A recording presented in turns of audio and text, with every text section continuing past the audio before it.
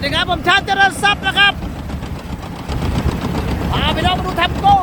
5 ปียังแจ๋วครับโอ้เจอข้าวตั้งพี่น้องโอ้แทมโก้เศษพัฒนาขึ้นที่เลยครับ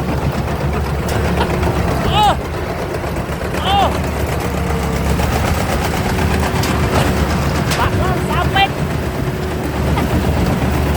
12 เฮดทีครับโอเคตั้ง38โอ้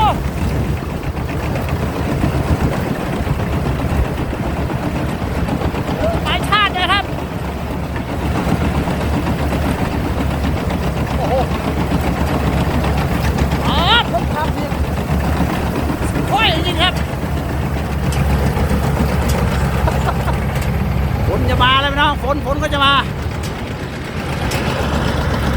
ไปแท็ก80 เซน5 ปีครับบางวันเล่น100 ไร่นะเล่นทั้งคืนเลย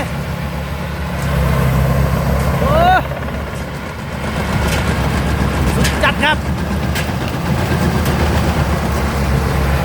ของแรงจริงพี่น้อง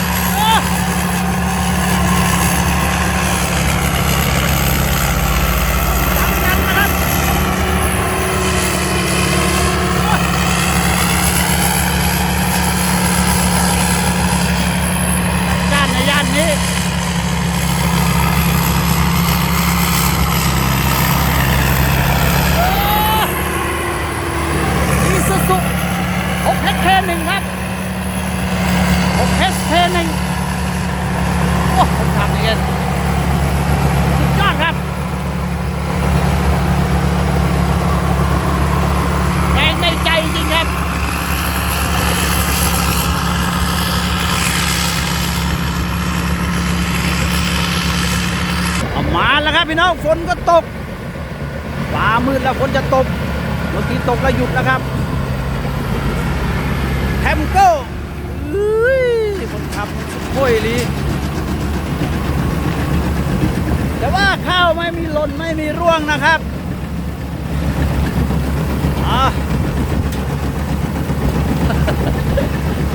ไม้นะไม้นะไม้ลูกเพ่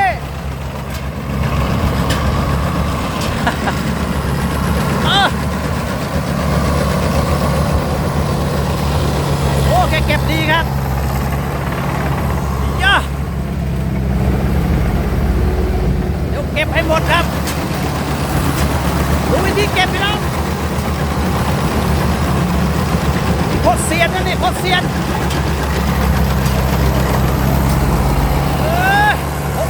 1 ครับ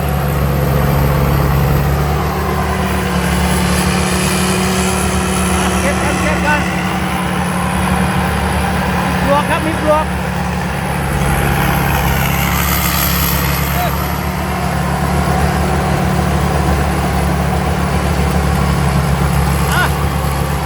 เก็บปลวกได้ดีมากครับผมเท1อีซูซู6 สูบนี่เป็นของมันเร็วนะ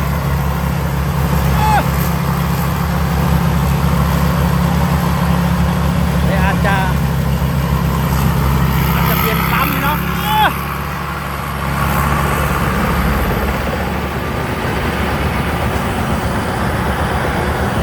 จัดไปเลยครับวนมาแล้วครับนาน้อยนี่อุ้ม3 ตันนะกินตัน23 12 HP ครับ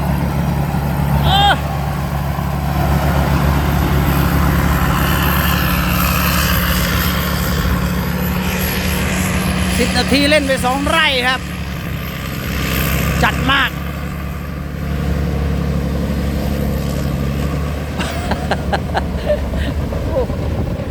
5 ปีแต่ว่าสมรรถนะนี่แกบอกว่ารถไม่ค่อยแรงเนาะที่ไหนได้เอาเด้อไร่ละ550 บาทครับไม่มีในหน้า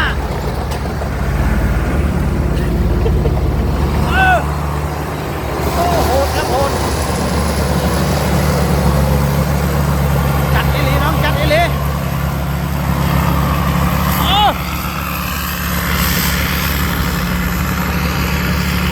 สุดๆไปเลย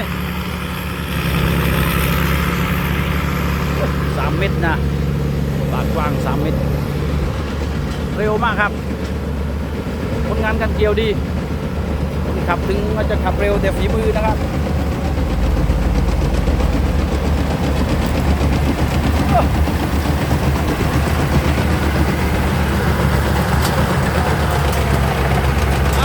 ถอยหลังเลย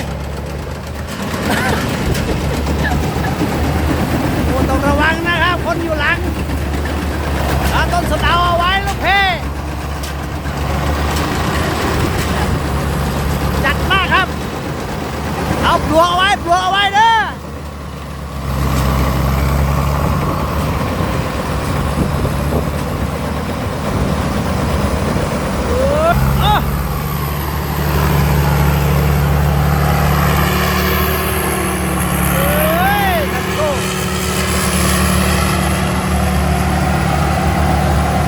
อยู่นี่เองน้อง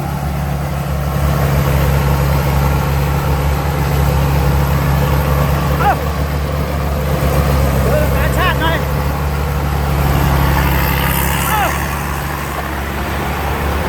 พัดที่โทจัดอีหลีครับจัดอีหลี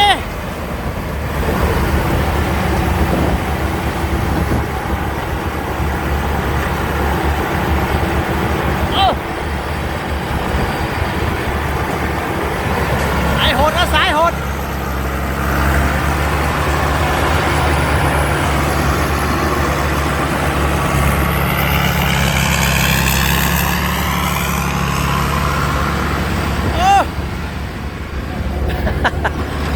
สุดกันเลยน้อง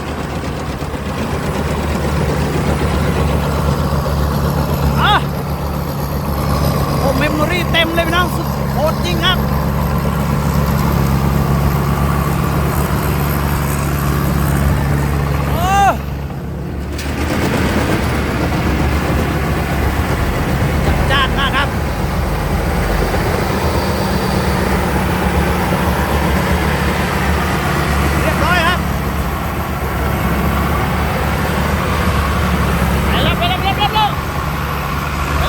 ขึ้นทำนาแล้วผมขับดีนะผมขับดีโอ้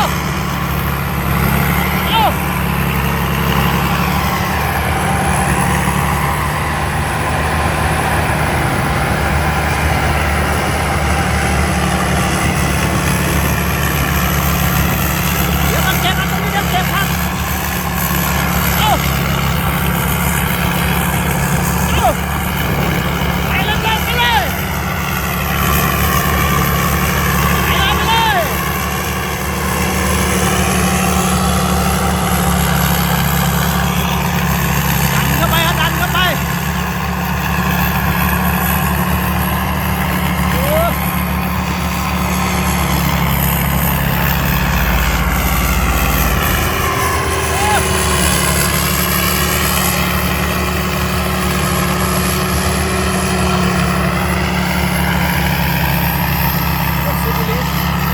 ผมเหนื่อยแล้วครับ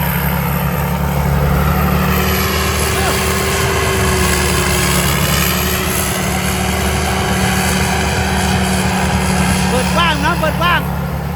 เปิดมุมกว้างครับ5 ปียังแจ๋ว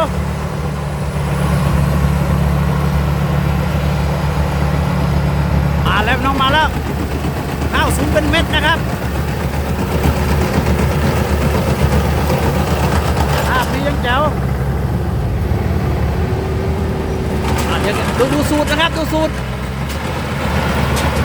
การเก็บมุมนะครับทะแยงนี่ก่อนแล้วก็เล่นตรงกลางครับเก็บเรียบไปน้องเก็บเรียบเลย